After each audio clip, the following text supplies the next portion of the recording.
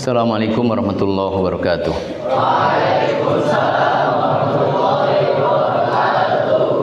Bismillah, alhamdulillah, wassalatu wassalamu ala Muhammadir Rasulillah wa ala alihi wa sahbihi wa man tabi'ahu wa mawalah wa ba'du.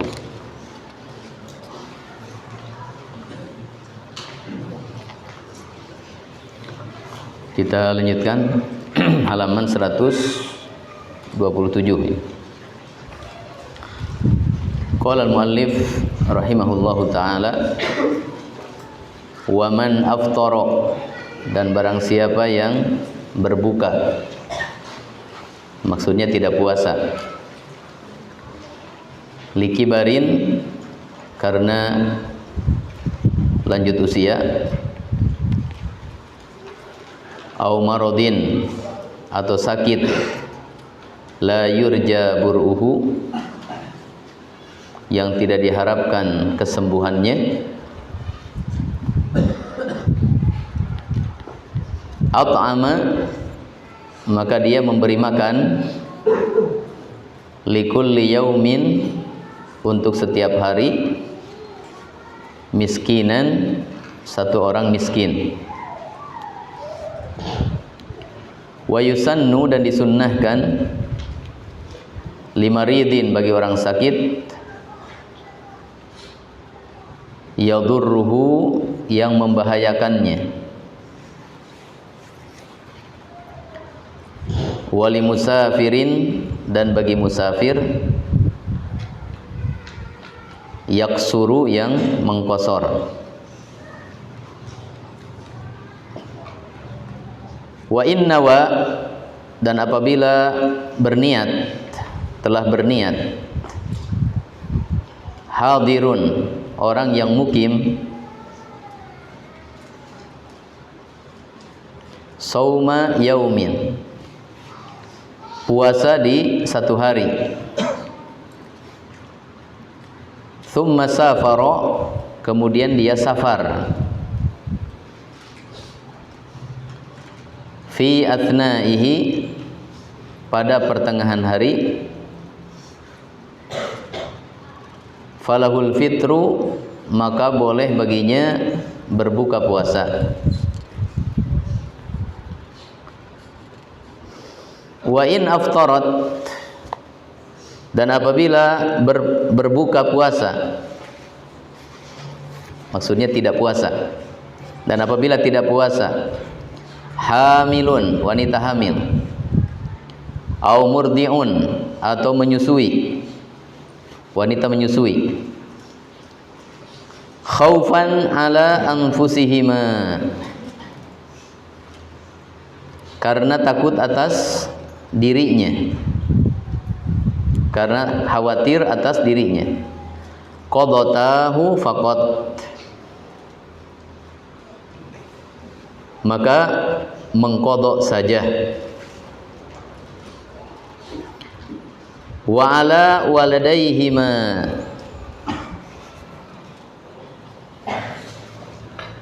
dan apabila khawatir atas anaknya, apabila khawatir atas anaknya, qadata, maka mengqadha, wa at'amata, dan memberi makan likulli yaumin, untuk setiap hari, miskinan, seorang miskin.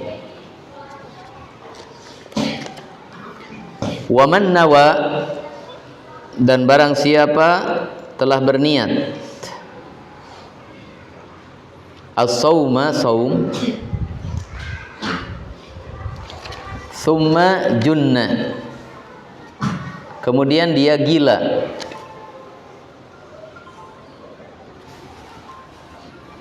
au ugmiya alaihi, atau pingsan,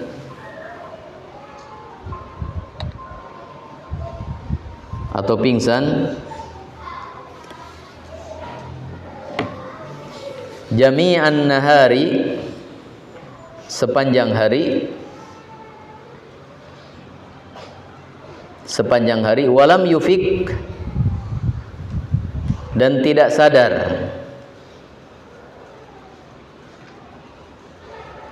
juz'an minhu, pada sebagian dari hari,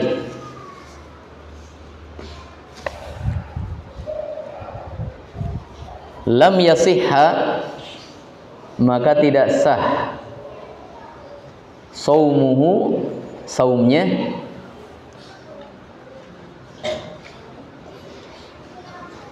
la, bukan,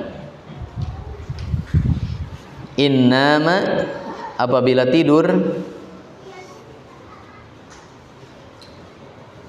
jami'an nahari, sepanjang hari, wa yalzamul mughma alaihi, dan wajib atas orang yang pingsan, al-qada'u faqat, mengqadha saja, wa yajibu, dan wajib, ta'yinun niyyati, menentukan niat, minal laili, dari waktu malam, li saumi, untuk puasa, kulli yaumin, setiap hari, wajibin, yang wajib, la niyatul faridati, tidak wajib niat fardu, ya, tidak wajib niat fardu. Wa yasihhu, dan sah, an-naflu, puasa sunnah, biniyatin, dengan niat, minan nahari, dari waktu siang, qabla zawali, sebelum tergelincir matahari, wa ba'dahu, dan setelahnya, walau nawa, dan seandainya berniat, ingkana godan, apabila besok, min Ramadhana, dari bulan Ramadan, fahuwa, maka itu, fardi, puasa wajibku, lam yujzi'hu, maka itu tidak sah.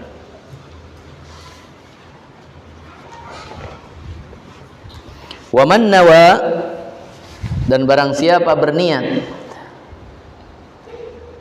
al-iftara, untuk berbuka, aftara, maka dia berbuka, maksudnya batal puasanya. Nah, selanjutnya di sini muallif menjelaskan kepada kita tentang orang-orang yang boleh untuk meninggalkan puasa, boleh untuk tidak berpuasa, dikarenakan ada kelemahan pada dirinya. Tadi sudah disebutkan bahwa syarat wajib puasa ada 4, ya. Yang keempatnya adalah mampu. Maka berkaitan dengan mampu ini, ada beberapa orang yang tidak mampu sehingga tidak wajib atasnya berpuasa di bulan Ramadan. Siapa saja mereka dan apa kewajiban mereka? Yang pertama, waman aftara likibarin, orang yang tidak berpuasa karena berusia lanjut, sudah tua. sudah tidak kuat puasa karena usia lanjut. Au maradin, atau karena sakit, la yurjaburuhu, yang tidak ada harapan sembuh. Ini kelompok yang kedua. Untuk kelompok pertama dan kedua, yang pertama siapa? Tidak mampu puasa karena dia sudah tua sekali. Yang kedua siapa? Tidak kuat, tidak mampu puasa karena dia sakit yang tidak ada harapan sembuh. Maka tidak wajib puasa atasnya, atas dua orang ini, dan kewajibannya adalah memberi makan, atau yang disebut dengan fidyah. Memberi makan ini ukurannya adalah 1 hari untuk 1 orang miskin. Ini untuk dua kelompok pertama ya, yang lanjut usia dan sakit tidak ada harapan sembuh, maka tidak wajib puasa Ramadan atasnya, dan penggantinya adalah membayar fidyah, yaitu untuk 1 hari yang dia tidak puasa, dia ganti dengan memberi makan 1 orang miskin. Dan cara membayar fidyah dijelaskan oleh Syekh Ibnu Utsaimin dalam syarahnya. Itu ada 2 cara ya. Yang pertama adalah memberi makanan yang siap makan, sudah matang. Nah, hal ini sebagaimana yang dilakukan oleh Anas bin Malik radhiyallahu an ketika beliau berusia lanjut. Yang kedua, atau memberi mentahannya, sebagaimana yang disebutkan perkataannya dari Ibnu Abbas, Ibnu Umar dan yang lainnya, di mana untuk 1 hari dia mengeluarkan 1 mud dalam satu pendapat, dan pendapat yang kedua adalah setengah sok atau 2 mud. Tapi kebanyakan berpendapat 1 mud. 1 mud itu 1/4 zakat fitrah. Dan Syekh Ibnu Utsaimin menambahkan, ya kalau memberikan mentahan, maka diharapkan diberikan juga apanya? Lauknya. Ya, kalau dikasih beras nanti nggak bisa makan kalau nggak ada lauknya. Kasih berasnya juga dikasih ikannya, mentahan semuanya. Jadi boleh 2 ya. Boleh yang sudah matang, siap makan, boleh juga yang apa? Yang mentah. Kalaupun mentah, maka itu apa? 1 mud dari makanan pokok. Kalau di kita berarti 1 mud beras. 1 mud beras itu berapa? Ya kurang lebih 7 ons untuk 1 hari. Dan memberi makan pun itu 1 hari 1 orang miskin sekali makan. Bukan 2 atau 3 kali makan, tapi sekali makan. Ya. Kemudian kelompok yang ketiga, wa yusannu, dan disunnahkan limaridin yadurruhu, bagi orang sakit yang sakit membahayakannya, wali musafirin yaksuru, dan bagi musafir yang safarnya itu safar qasar, safar yang jarak yang dibolehkan qasar, itu disunnahkan untuk apa? Untuk berbuka puasa, untuk tidak berpuasa. Ini kelompok ketiga dan keempat ya. Ketiga orang yang sakit, bedanya dengan yang kedua, kalau yang ketiga sakitnya itu ada harapan sembuh tadi ya, yaitu maradun tariun, sakit yang tidak permanen.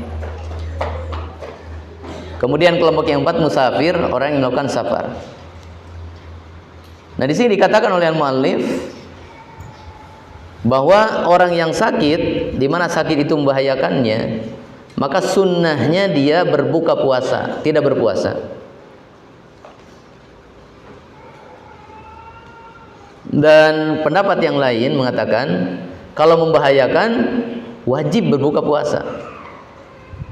Tidak boleh memaksakan diri puasa ketika puasa itu membahayakan dirinya. Ya. Jadi orang sakit ini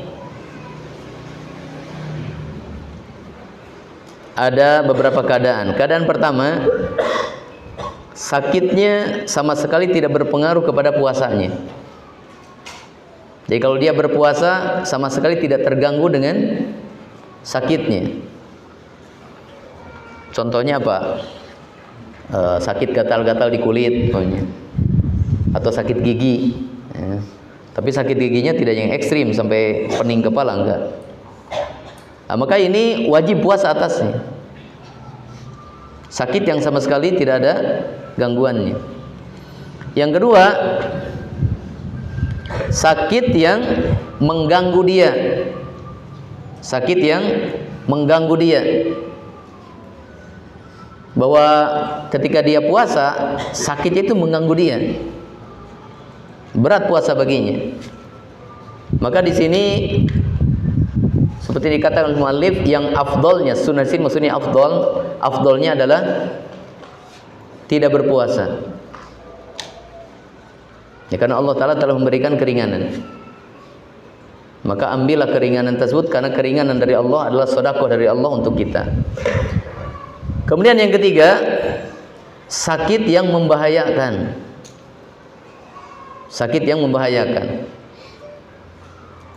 Jadi kalau dia puasa, maka sakitnya bertambah parah, atau sakitnya akan berkelanjutan, atau sakitnya itu akan membunuh dia, akan menyebabkan apa? Kematian. Maka dalam keadaan sakit itu membahayakan, di sini mu'alif mengatakan disunnahkan. Jadi yang afdal adalah tidak puasa. Dan sebagian ulama mengatakan apa? Wajib untuk tidak berpuasa. Karena diantara prinsip dalam agama kita adalah la dororo. Yang namanya bahaya itu ditiadakan. Jadi ketika ada bahaya, jangan puasa.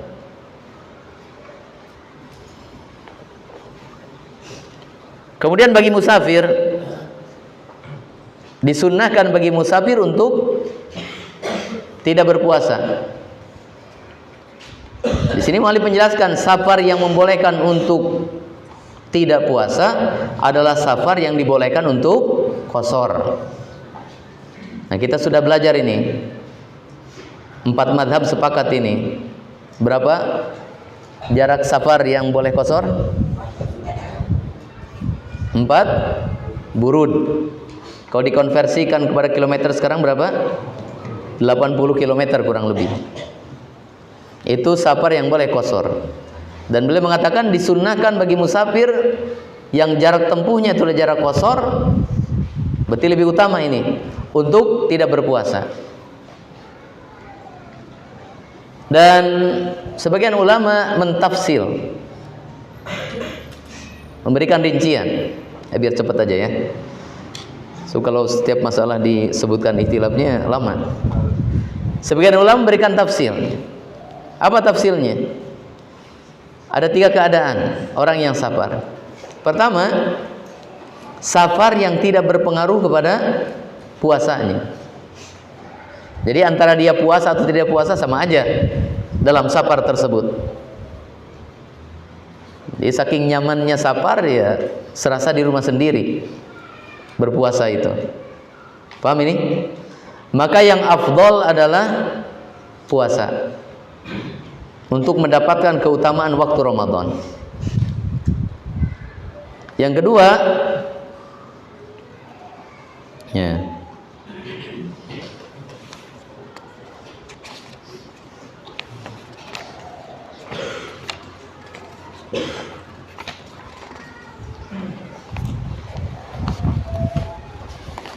yang kedua, bahwa puasa tersebut berpengaruh, safar tersebut berpengaruh kepada puasanya, memberatkan dia untuk puasa, sehingga berpuasa, tidak berpuasa terasa lebih ringan bagi dia. Walaupun dia kuat puasa, tapi tidak puasa lebih ringan bagi dia. Jadi safarnya berikan pengaruh, agak berat sedikit safarnya. Maka di sini yang lebih utama apa? Untuk berbuka. Yang lebih utama adalah berbuka. Kemudian yang ketiga, safar yang memberatkan dengan berat sekali untuk melaksanakan puasa. Bahkan kalau dia puasa, dia akan mendapatkan bahaya. Maka dalam keadaan ini tidak berpuasa hukumnya wajib. Ya. Tidak boleh baginya untuk memaksakan diri apa? Berpuasa. Umpamanya dia melakukan safar dalam cuaca yang sangat panas sampai akhirnya dia kelelahan, terkapar, tepar di saat sekarang itu. Tidak bisa bergerak. Maka ini haram bagi dia untuk melanjutkan puasanya. Wajib baginya untuk apa? Berbuka puasa. Nabi SAW bersama beberapa sahabat, banyak sahabat ya, ketika melakukan perjalanan ke Mekah, kemudian sampai di satu tempat Al-Qadid, itu pas berangkatnya puasa. Karena di awal berangkat kuat. Nah, itu menunjukkan lebih utama puasa. Kalau puasa dengan perjalanan sama aja, puasa tidak puasa sama aja. Tapi ketika sampai ke Al-Qadid ini, Nabi mendapatkan laporan bahwa beberapa orang sudah kepayahan puasa. Karena waktu itu sangat panas. Dan menunggu apa keputusan Rasulullah SAW. Maka Rasulullah SAW kemudian meminta segelas air atau segelas susu. Kemudian beliau minum, kemudian menyuruh para sahabatnya untuk apa? Untuk meminumnya. Selesai. Kemudian setelah itu ada beberapa yang masih memaksakan puasa dalam keadaan kepayahan. Maka Rasulullah SAW menjelaskan bahwa orang tersebut apa? Berdosa karena telah menyelisihi Rasulullah SAW. Nah, ini menunjukkan ketika dia berdosa karena menyelisih Rasulullah SAW, itu hukumnya berarti haram bagi dia untuk apa? Berpuasa, karena berpuasanya adalah maksiat. Dalam kondisi seperti itu. Ya, ini untuk musafir. Nah, tidak disebutkan di sini apa kewajiban orang sakit yang ada harapan sembuh dan musafir yang kemudian dua-duanya ini tidak berpuasa di bulan Ramadan. Maka ini sepakat para ulama, kewajibannya adalah apa? Mengqadha. Jadi kelompok ketiga dan keempat kewajibannya adalah mengqadha. Kemudian wa inna wa hadirun shauma yaumin tsumma safara fi athnaihi falahul fitru. Apabila ada orang mukim dan dia berniat puasa, bahkan dia memulai puasa, kemudian di pertengahan hari, pagi atau siang, dia melakukan perjalanan safar. Di awal hari dia puasa, kemudian jam 9 dia pergi berangkat ke Jakarta, umpamanya dari Tasik ini, sampai sana asar. Apakah wajib dia melanjutkan puasanya atau boleh berbuka? Maka berkata al-mu'allif falahul fitru, dia boleh untuk berbuka. Boleh bagi dia untuk tidak melanjutkan puasanya karena kondisinya sekarang apa? Musafir. Walaupun dia malamnya sudah niat puasa dan awal harinya dia sudah berpuasa, maka boleh baginya untuk membatalkan puasanya karena kondisi dia sekarang apa? Musafir. Kemudian kelompok yang ke berapa sekarang? Kelima. Wa in aftarat hamilun, apabila tidak berpuasa wanita hamil, au murtiun, atau wanita yang menyusui. Ini kelompok kelima dan keenam. Wanita hamil dan menyusui. Khaufan ala anfusihima, karena khawatir atas dirinya. Kemudian kondisi yang kedua, wa ala waladaihima, khawatir atas anaknya. Ya. Kelompok kelima dan keenam ini khusus wanita, yaitu wanita yang hamil dan wanita yang menyusui. Maka wanita hamil dan menyusui ini boleh untuk tidak berpuasa di bulan Ramadan. Apa kewajibannya? Di sini muallif memberikan rincian. Rincian pertama, kalau dia tidak berpuasa karena khawatir atas dirinya bahwa dia tidak mampu untuk berpuasa, tidak akan kuat untuk berpuasa, maka kewajibannya adalah mengqadha puasa tersebut. Rincian yang kedua, kalau seandainya dia tidak berpuasa dalam keadaan hamil atau menyusui tersebut adalah karena khawatir atas anaknya. Kalau hamil, khawatir anaknya janinnya ini kekurangan nutrisi, kekurangan gizi. Menyusui, khawatir air susunya tidak ada atau berkurang, sehingga khawatir kepada anaknya. Maka apabila sebab dia tidak berpuasa adalah karena khawatir atas anaknya, atas janin atau anak yang sudah terlahir, kalau yang menyusui, maka dua kewajibannya. Pertama apa? Mengqadha. Kenapa mengqadha? Karena dia tidak berpuasa. Yang kedua adalah membayar fidyah dengan memberi makan untuk 1 hari 1 orang miskin. Seperti yang tadi. Kenapa dia membayar fidyah? Ya karena dia tidak puasa alasan orang lain. Ya. Itu alasan anaknya. Dan di sana ada kondisi yang ketiga. Kondisi yang ketiga apa? Dia tidak berpuasa karena khawatir atas dirinya tidak akan kuat, juga khawatir atas anaknya. Nah, ini juga sama. Kewajibannya apa? Mengqadha dan membayar fidyah. Dan di sana ada pendapat yang kedua. Tadi pendapat pertama ya. Pendapat yang kedua, wanita hamil dan wanita menyusui baik dengan sebab khawatir atas dirinya atau dengan sebab khawatir atas anaknya atau dengan sebab kedua-duanya. Pokoknya ini mutlak. Maka kewajibannya adalah mengqadha. Kemudian pendapat yang ketiga,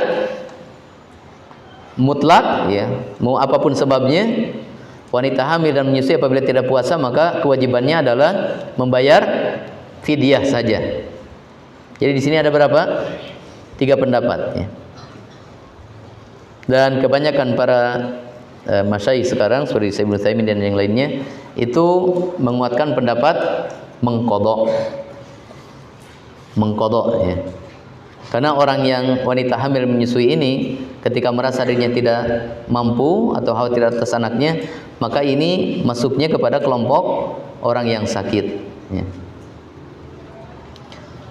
Kemudian tadi sudah 6 ya.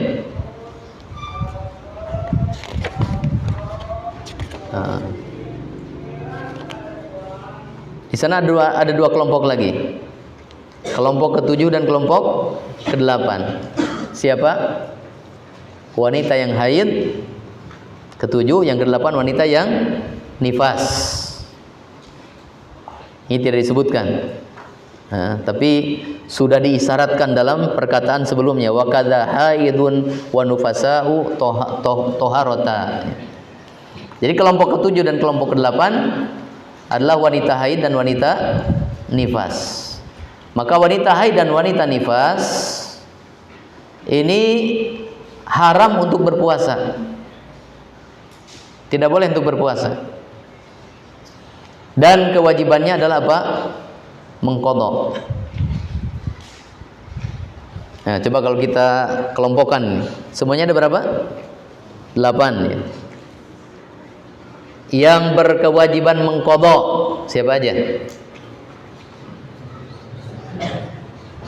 Musafir, yang sakit biasa, maksudnya bukan sakit permanen, terus wanita hamil, wanita menyusui, ini yang bukan sesuai dengan matan ya. Wanita hamil atau menyusui, terus wanita haid, wanita nifas. 6. Yang berkewajiban fidyah, orang yang sudah lanjut usia. Kemudian ya, orang sakit yang tidak ada harapan sembuh, 2 kelompok. Ya, kalau ikut pendapat yang disebutkan di sini, maka wanita hamil dan menyusui itu ada tafsilnya, di mana salah satu keadaannya itu mewajibkan qadha dan fidyah. Kemudian masalah berikutnya, bahwa di antara syarat sahnya saum adalah niat. Sehingga sekarang mu'allif berbicara tentang niat. Ya, sebelum membahas ini maka saya akan sebutkan dulu syarat sah saum. Karena mungkin di sini tidak disebutkan secara jelas ya tentang syarat sah saum. Kalau syarat wajib tadi sudah. Berapa tadi syarat wajibnya? 4 ya. Sekarang syarat sahnya. Maka syarat sah saum sebagiannya ada yang sudah masuk dalam syarat wajib. Yaitu pertama Islam. Sehingga orang kafir tidak sah saumnya walaupun dia saum. Ya. Yang kedua adalah berakal. Yang kedua adalah berakal. Maka orang gila tidak sah saumnya. Yang kedua, berakal. Yang ketiga,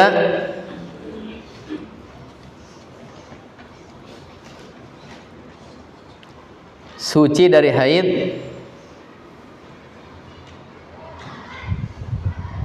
suci dari haid dan nifas.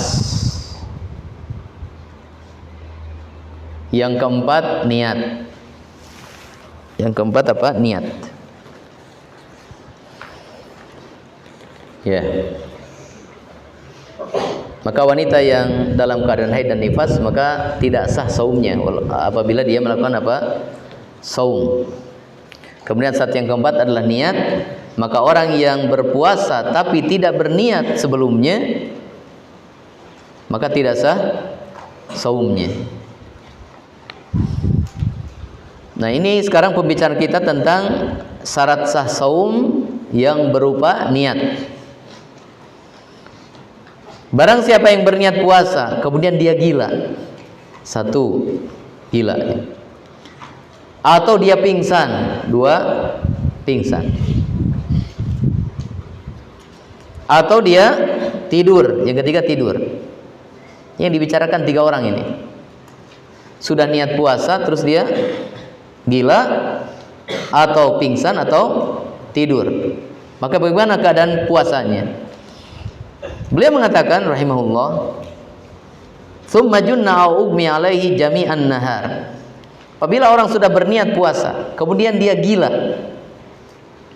Dia gila sepanjang hari dan tidak sembuh sampai datangnya maghrib. Jadi dari subuh atau sebelum subuh dia sudah gila, padahal sudah niat puasa di malamnya. Nah, dari subuh sampai maghrib dia gila. Nggak ada waktu sembuhnya di sepanjang hari tersebut. Paham ini?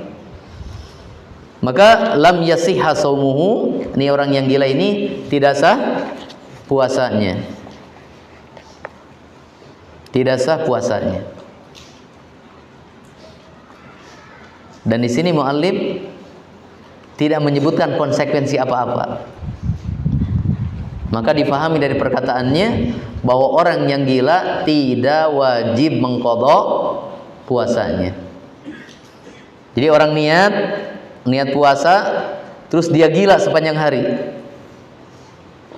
Di malam berikutnya sembuh umpamanya. Maka konsekuensinya 2 tadi. Pertama apa? Tidak sah puasanya, yang kedua tidak wajib mengqadha. Kenapa? Karena orang gila marfu'ul qalam. Orang gila ini orang yang tidak terkena taklif. Kelompok yang kedua, orang yang pingsan. au ugmiya alaihi jami'an nahar walam yufik juz'an minhu.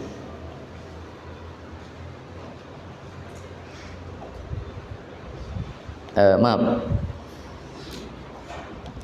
tadi yang gila ini nggak mesti sepanjang hari ya, nggak mesti sepanjang hari, tapi sebagian dari harinya. Sekarang orang yang pingsan dan dia pingsan sepanjang hari,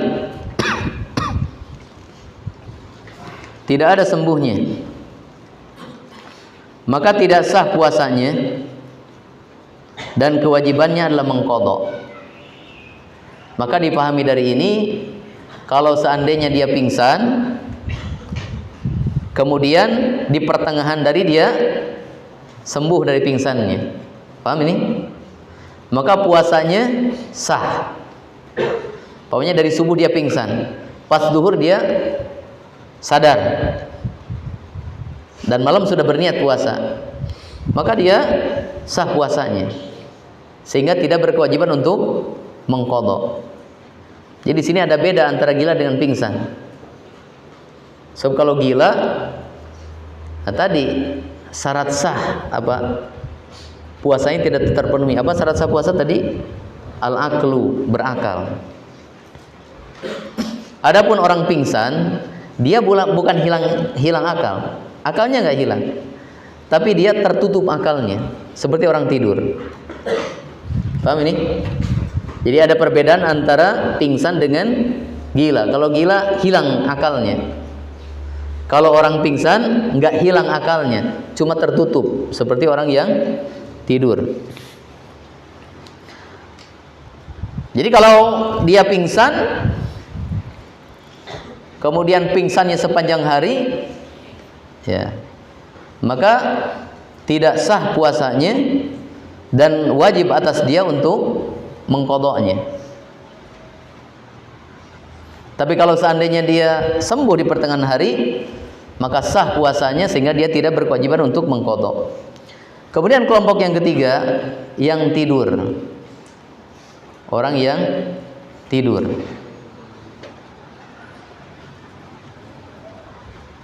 Pada malam hari dia berniat puasa. Kemudian atau mungkin dia sampai waktu sahur dia sahur. Setelah sahur ngantuk berat. Kemudian tidur. Tidur sampai kapan? Sampai maghrib. Tidurnya sampai maghrib. Maka di sini muallif mengatakan bukan apabila dia tidur. Maksudnya tidak batal puasanya apabila dia tidur. Beda kalau gila dengan pingsan. Ya, jadi kalau tidur ini tidak membatalkan puasa, tidak batal puasanya, sehingga tidak terkena kewajiban untuk mengqadha. Jadi tiga kelompok ini. Pertama orang gila. Nah, apabila dia terkena gila dan sudah berniat puasa, maka puasanya apa? Tidak sah dan dia tidak berkewajiban untuk mengqadha. Yang kedua, orang yang mengalami pingsan, sudah niat puasa kemudian dia pingsan. Apabila pingsannya sepanjang hari sampai datang waktu maghrib, maka tidak sah puasanya dan dia wajib mengqadha. Tapi kalau sebagian hari pingsannya, maka sah puasanya sehingga dia tidak berkewajiban untuk mengqadha. Kemudian yang ketiga, orang yang tertidur, apabila tertidurnya itu sepanjang hari, jangan apabila ya, tidurnya itu baik sepanjang hari atau sebagian hari, maka ini puasanya tetap sah. Puasanya tetap sah sehingga dia tidak berkewajiban untuk mengqadha. Maka kalau di sini berarti orang pingsan itu pertengahan ya. Di bawah gila, di atas tidur. Kemudian masalah berikutnya berkaitan dengan niat. Wajibu ta'yinun niyyah, wajib untuk menentukan niat. Minal laili, dari waktu malam, li shaumi kulli yaumin wajibin, untuk puasa yang wajib. Jamaah sekalian rahimani wa rahimakumullah. Di sini muallif menjelaskan tentang beberapa kewajiban berkaitan dengan niat. Pertama, ta'yin, untuk menentukan puasa. Apakah puasa yang akan dia lakukan itu puasa Ramadan? Jelas kalau di bulan Ramadan cuma puasa Ramadan.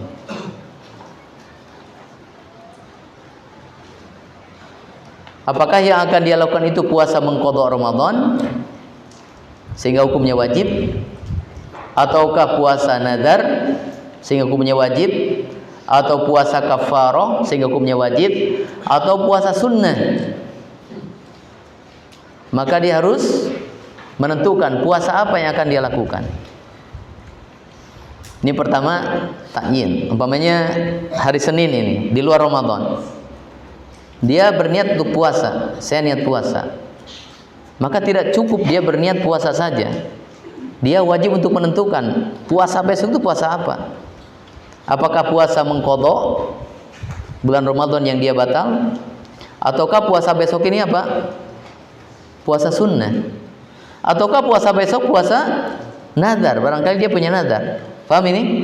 Nah, dia harus menentukan itu. Ini yang pertama. Yang kedua, minal lail, bahwa niat tersebut wajib diadakan di waktu malam. Yang nanti akan ada lanjutannya berkaitan dengan ini di halaman berikutnya, bahwa puasa yang diwajibkan niatnya di waktu malam itu khusus puasa wajib. Puasa wajib. Adapun puasa sunnah itu boleh. Niatnya baru ada di waktu siang hari.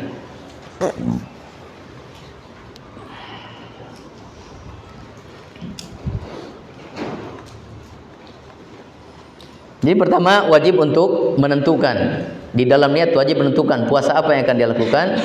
Yang kedua, wajib niatnya dilakukan kapan? Diadakan di waktu malam untuk saum yang wajib. Ada dua ya. Kemudian yang ketiga, bahwa dalam niat tidak diwajibkan untuk menentukan hukumnya. Paham ini? Beliau katakan la niyatul fardhati, tidak wajib niat fardu. Jadi umpamanya besok mau puasa ini. Puasa apa? Puasa mengqadha Ramadan. Besok umpamanya besok hari Senin ya. Dia mau berpuasa. Maka dia niat pertama, dia niat berpuasa, satu. Yang kedua, dia berniat di waktu malam. Yang ketiga, dia menentukan puasa apa besok ini. Oh, besok puasa qadha Ramadan. Jadi dalam hatinya ada niat bahwa besok akan puasa. Puasanya lah puasa qadha Ramadan ya, dan niat tersebut ada di waktu malam. Adapun menentukan bahwa wajib itu tidak perlu dimasukkan di dalam niat. Jadi tidak perlu. Misalkan saya besok akan puasa, itu niat mengqadha Ramadan 2, ta'yin ya. Kemudian itu dilakukan waktu malam. Terus dia tidak mengatakan wajib atas saya. Maka kata mu'alif itu sah niatnya. Karena mengatakan atau menyebutkan dalam niatnya wajib itu tidak perlu. Mungkin kalau kita lihat kepada yang berlaku di masyarakat ini, yang banyak di masyarakat, lafaz niat. Apa? Yang sering nih kita dengar. Nawaitu itu niat. Sauma godin, niat saum yang satu berarti. Kata-kata godinnya berarti kan di waktu malam. Nah, 2 waktu malam. Adai fardhi syahri Ramadan. Syahr Ramadan itu ta'yin. Nah, fardinya itu nggak perlu. Maksudnya enggak dicantumkan fardunya juga sudah sah niatnya. Karena ada enggak saum Ramadan hukumnya sunnah? Atau saum Ramadan hukumnya haram? Enggak ada. Kalau niat puasa Senin misalkan, puasa nadar, saya niat berpuasa satu tuh niatnya, nadar ta'yinnya, dah besok berarti memang niatnya di waktu malam. Udah, saya berniat puasa nadar besok. Sudah 3. Niat, ta'yin, minal layl. Dia tidak mengatakan saya berniat puasa nadar yang mana itu kewajiban bagi saya. Paham ini? Enggak mencantumkan kata wajib, itu sudah sah ya. Karena yang namanya nadar dia wajib. Sekarang kalau sholat umpamanya, pertama niat, saya berniat sholat. Yang kedua ta'yin, apa sholatnya? Duhur. Saya berniat sholat duhur. Sudah cuma 2 itu. Niatnya saya berniat sholat. Yang kedua ta'yinnya apa? Duhur. Bukan asar, bukan maghrib. Sholat yang dilakukan itu duhur. Sudah ini? Dan dia tidak mengatakan fardu duhur umpamanya. Nah, kata-kata fardunya itu tidak wajib untuk dicantumkan di dalam niat tersebut. Dan yang perlu kita ketahui bahwa niat itu tidak ada lafaz khusus. Niat itu adalah perbuatan hati di mana hatinya bermaksud untuk melakukan sesuatu. Nah, itu niat. Dan diwajibkan dalam niat tadi apa? Ta'yin, harus menentukan. Kalau untuk puasa ditambah kewajibannya apa? Kalau puasanya wajib, maka niatnya harus diadakan di waktu malam. Ya. Jadi tidak meniatkan ini fardu, ini sunnah, itu tidak apa-apa. Kemudian wa yasihun naflu bi niyyati minan nahari qabla zawali wa ba'dahu. Sekarang berkaitan dengan puasa sunnah. Maka untuk puasa sunnah ini berarti kewajiban dalam niatnya cuma 2. Pertama niat akan melakukan puasa, niat puasa. Yang kedua apa? Ta'yin. Apa? Ta'yin. Bahwa puasanya itu puasa apa itu? Puasa Ramadan, puasa nazar, puasa tentu bukan ya. Kalau itu puasanya puasa sunnah.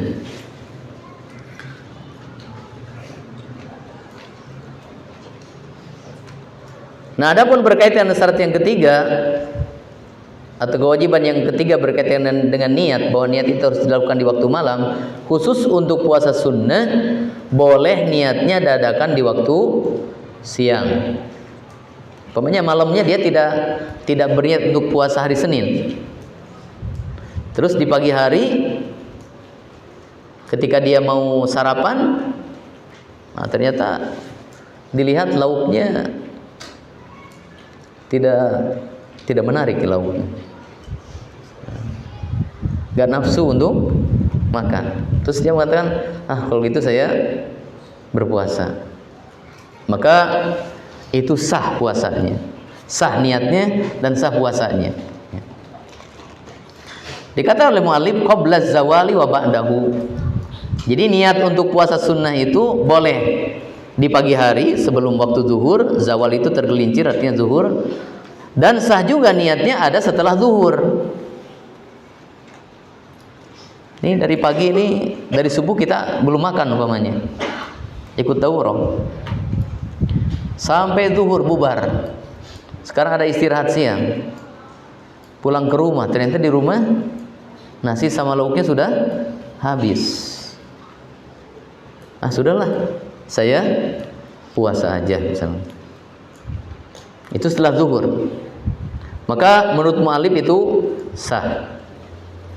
Dan yang sebelum zuhur itu pendapat jumhur ulama, sah niat puasa sunnah sampai sebelum zuhur.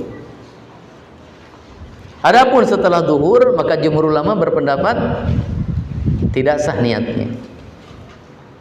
Tapi di sini dalam matan ini pendapat yang kedua, bahwa masih sah niatnya. Dan wallahu taala alam, tidak ada dalil yang memisahkan antara sebelum zuhur dengan setelah zuhur, bahwa kalau sebelum zuhur masih sah niatnya, adapun setelah zuhur tidak sah niatnya. Maka tidak ada dalil yang membedakan atau memisahkan.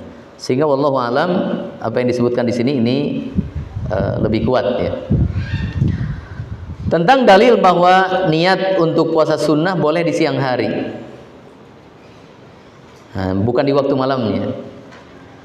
Itu ketika Rasulullah SAW di pagi hari menanyakan makanan kepada Aisyah radhiyallahu anha. Kemudian Aisyah mengatakan tidak ada makanan. Lalu Rasulullah SAW mengatakan, inni idzan shaimun. Kalau begitu saya berpuasa. Maka jumhur ulama berpegang dengan hadis ini. Mereka mengatakan Rasulullah SAW baru berniat di pagi hari. Berarti subuhnya itu tidak berniat puasa. Apalagi waktu malamnya. Ini waktu sarapan mulai berniat. Kalau seandainya tidak sah niatnya, maka tentu Nabi tidak akan melakukannya. Dan memang ini ada beberapa perbedaan antara saum sunnah dengan saum wajib. Pertama dari sisi niat. Yang kedua dari sisi penyelesaiannya. Kalau saum wajib, maka wajib untuk ditamatkan. Ya, kalau sudah memulai dan tidak ada sebab atau udzur yang membolehkan dia untuk berbuka puasa, maka wajib untuk ditamatkan. Adapun saum sunnah, maka menamatkannya sampai maghrib hukumnya apa? Wajib atau sunnah? Sunnah. Sebagaimana zat saumnya sunnah, maka menamatkannya juga sunnah. Cuma kalau nggak tamat berarti batal puasanya. Dan apabila di sana ada keadaan yang dianjurkan bagi dia untuk makan, maka afdolnya dia membatalkan puasanya. Umpamanya apa? Ada undangan walimah, sementara dia sedang saum sunnah, maka menghadiri walimah hukumnya apa? Wajib. Dan menyantapnya itu dianjurkan. Jadi menyantap makanan walimah ini lebih utama daripada dia menamatkan apa? Puasanya. Tapi kalau ada undangan walimah di bulan Ramadan, nah gimana? Boleh nggak dibatalkan puasanya? Yang salah panitia walimah. Kenapa ngadain walimah di waktu siang Ramadan? Walimahnya malam. Karena kalau waktu siang nggak ada yang memakannya, kecuali yang musafir. Kemudian masih berkaitan dengan niat. Walau nawa in kana ghadan min Ramadan fa huwa fardhi lam yujzihu. Kalau dia berniat, niatnya apa? Nah, di sini niatnya. Kalau besok itu sudah masuk Ramadan, maka saya berniat puasa. Coba kalau kata-kata kalau, apa yang bermasalah di sini?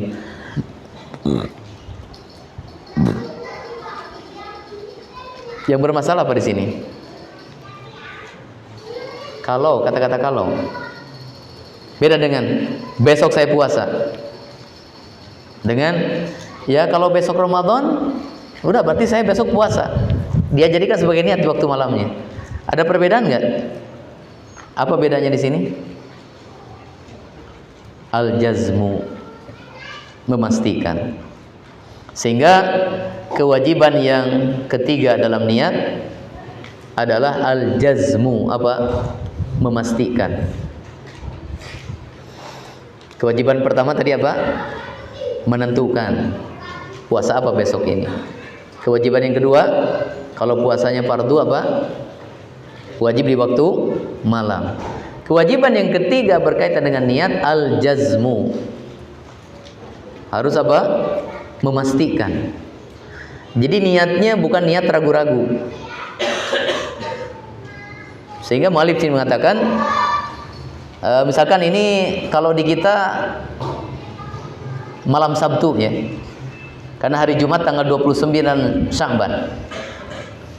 Nah malam Sabtu ini nggak ada informasi kepada kita besok itu sudah Ramadan atau masih Sya'ban. Nyari-nyari berita,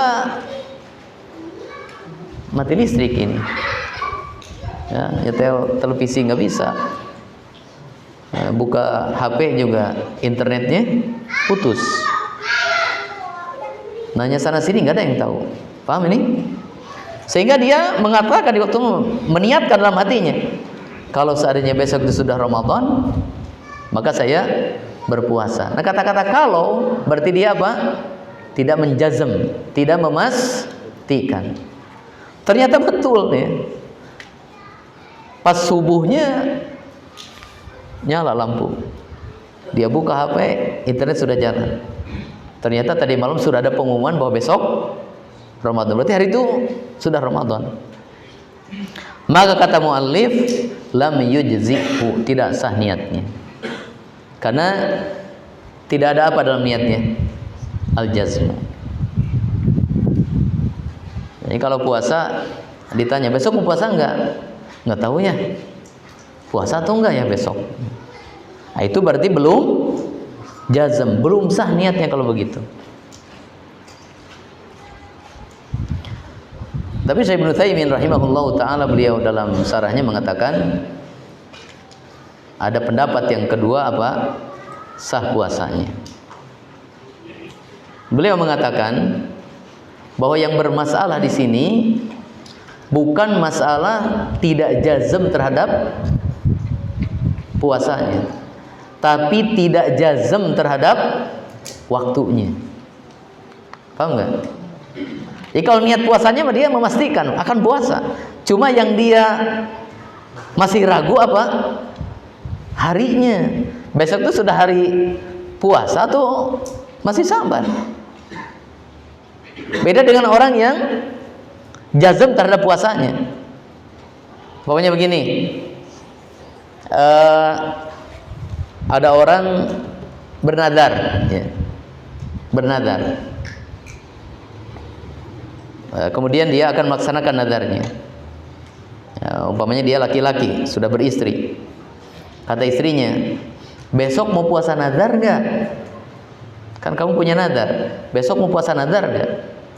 Kalau besok mau puasa nadar, mau saya siapkan apa? Makan sahurnya. Kata suaminya, nggak tahu ya, puasa atau enggak ya? Terus masih begitu. Sampai datang waktu subuh, kemudian dia ketika selesai sholat subuh umpamanya menentukan puasa aja lah, maka tidak sah puasanya. Kenapa? Karena dia tidak menjazmkan perbuatan puasanya, tidak memastikan perbuatan puasanya dalam niat.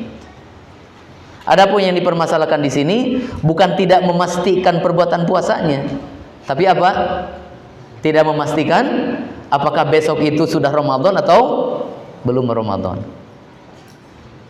Adapun masalah jazm terhadap niat itu sendiri, ya sepakat para ulama, jazm itu wajib dalam niat. Sehingga kalau tidak jazm dalam niat, ya tidak jadi niatnya. Jadi perbedaannya di sini bukan perbedaan dalam mewajibkan jazm atau tidak jazm, atau tidak wajib jazm, tapi perbedaan pendapat sini timbul karena apa? Apakah tidak adanya jazm dalam masalah ini kembali kepada perbuatan puasanya atau kembali kepada apa? Waktu Ramadannya tersebut. Nah, pendapat yang kedua melihat bahwa di sini bukan tidak ada jazm pada niat perbuatan saumnya, tapi tidak ada jazm pada waktu Ramadannya. Sehingga pendapat yang kedua mengatakan sah niatnya, sehingga sah puasanya. Kemudian waman nawal iftara aftara.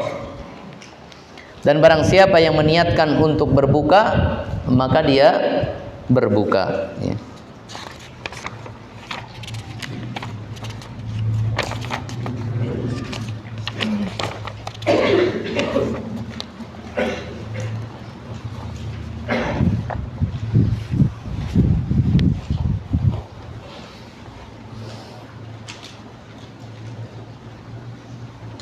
Orang yang meniatkan berbuka artinya dia melepaskan niat puasanya. Sehingga dengan demikian batallah puasanya karena dia telah membatalkan apa? Niatnya.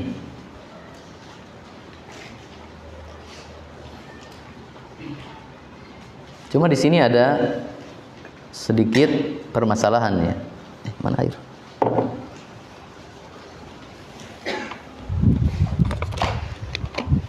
Coba apa masalahnya? Ada yang bisa meraba masalahnya apa?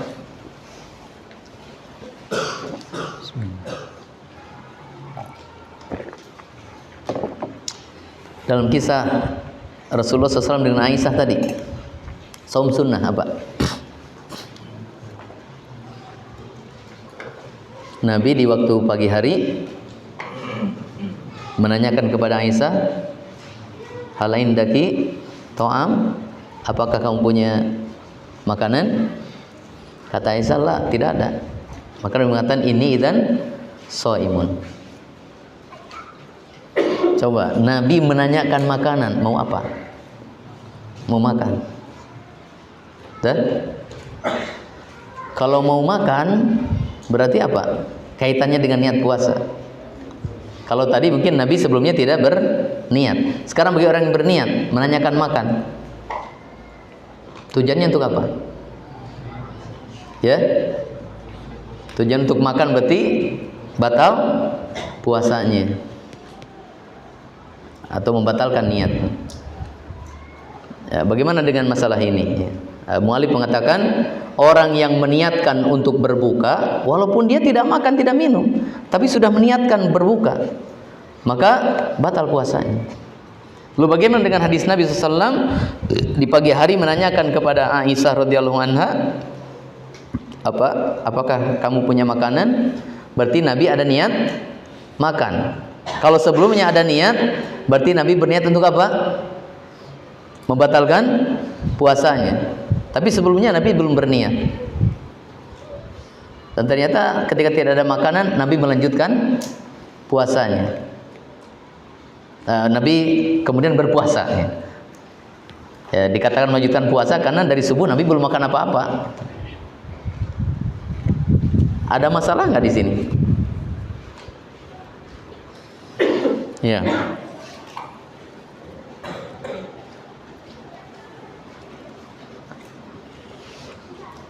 Orang yang berniat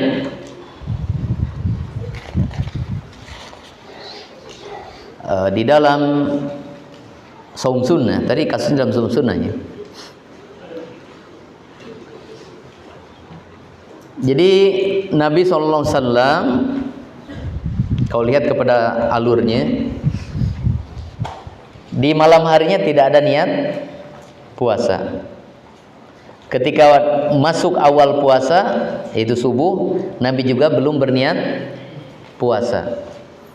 Kemudian ketika di pagi hari Nabi tidak mendapatkan makanan, maka Nabi mulai berniat puasa. Paham ini?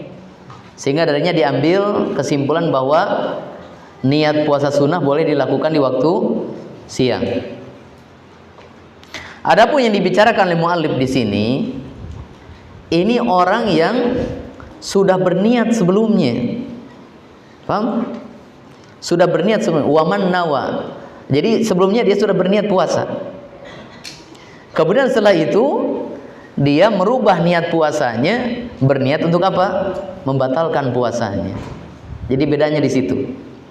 Kalau pertanyaan Nabi kepada Aisyah, memang sebelumnya Nabi tidak berniat puasa.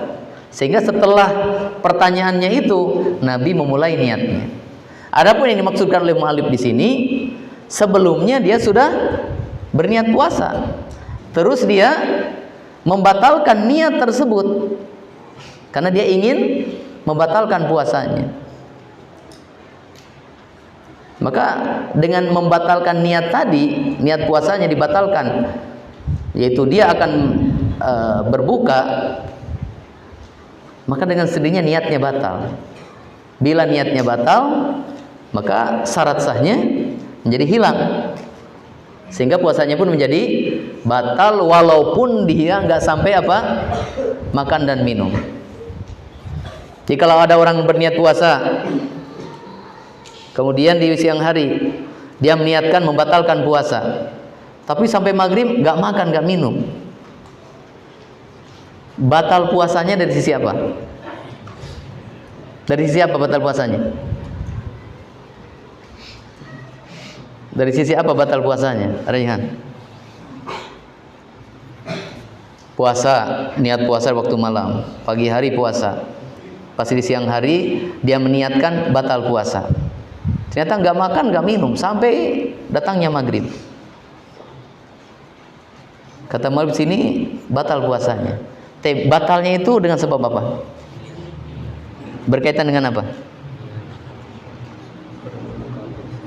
Tidak terpenuhinya syarat sah puasa. Apa syarat sah puasa? Niat. Karena niat itu harus menemani pekerjaan dari awal sampai akhir. Bukan berarti tiap waktu saya niat puasa, saya niat, bukan. Jadi mudawamatun niyah, melanggengkan niat itu adalah dengan tidak membatalkan niat itu sendiri. Paham ini? Ya. Ada orang niat puasa malam, pagi puasa, siangnya makan, tapi di hatinya nggak ada niat membatalkan puasa. Ah, sayang puasa saya nggak akan membatalkan puasanya. Tapi lapar dia makan, batal nggak puasanya? Dari sebab apa batalnya? Abian, dari sebab makan. Berkaitan dengan apa? Rukun puasa, tidak terpenuhi rukunnya. Jadi kalau dia membatalkan niat, walaupun nggak makan nggak minum, batal puasanya. Ini kaitannya dengan terbatalkannya salah satu syarat sah puasa. Adapun kalau orang yang makan dan minum walaupun dia tidak berniat, maka batal puasanya itu bukan berkaitan dengan syarat sah puasa, tapi berkaitan dengan apa? Rukun puasanya itu sendiri. Bahwa puasa di antara rukunnya tidak makan, tidak minum. Maka perkataan mu'alif yang terakhir ini, wa man nawal iftara aftara, ini menambah kewajiban niat yang berapa sekarang? Tadi ta'yin. Yang kedua di waktu malam kalau puasa wajib. Yang ketiga apa? Jazm. Ini yang keempat berarti. Apa kewajiban niat yang keempat? Mudawamah.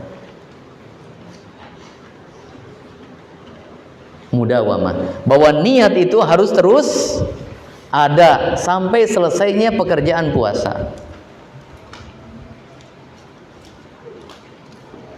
Bagaimana bentuk mudawamah, melanggengkan niat ini? Apakah terus mengucapkan niat dalam hatinya? Saya niat puasa, saya niat puasa. Sampai datang asar, saya niat puasa. Begitu? Bukan. Cara melanggengkan niat apa? Tidak meniatkan batal puasa. Nah, itu. Sehingga syarat keempat dalam niat itu mudawamah ini tidak terlaksana apabila kemudian dalam hatinya ada niat untuk membatalkan puasanya. Wallahu taala a'lam. Yang baru berapa ini? Baru 3 halaman.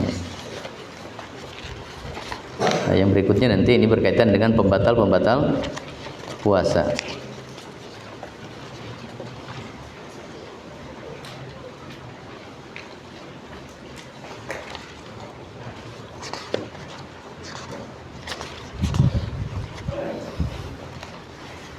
Ya, kita cukupkan sampai di sini. Insyaallah kita lanjutkan di waktu sore pada asar insyaallah. Dan berlanjut sesi keempat nanti pada maghrib ya. Pada maghrib. Ya, sampai sini dulu untuk pertanyaan nanti di akhir pertemuan. Subhanakallahumma bihamdika asyhadu an la ilaha illa anta astaghfiruka wa atubu ilaik. Wa sallallahu wasallama ala nabiyyina Muhammadin wa ala alihi wa sahbihi ajmain. Wa akhiru da'wana alhamdulillahirabbil alamin. Assalamualaikum warahmatullahi wabarakatuh. Waalaikumsalam.